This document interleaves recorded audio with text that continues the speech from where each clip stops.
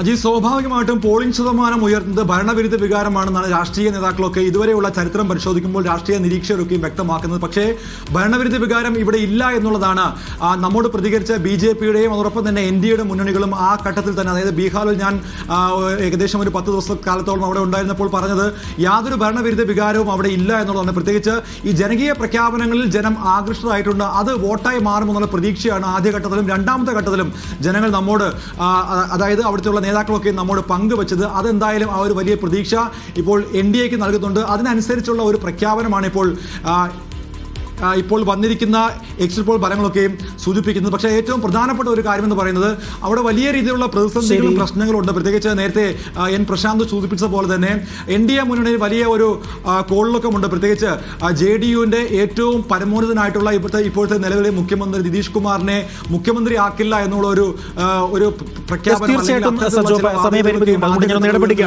അതായത് ബീഹാറിൽ ഭരണ തുടർച്ച ഉണ്ടാകുമോ എന്നുള്ളതാണ് എല്ലാവരും ഉറ്റുനോക്കുന്നത്.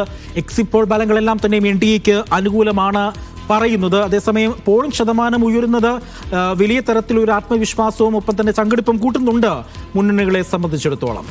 സജു തോമസാണ് ഡൽഹിയിൽ നിന്നും വിവരങ്ങൾ നൽകിയത്. സ്വർണ്ണക്കൊള്ളയിൽ വാസു അറസ്റ്റിൽ.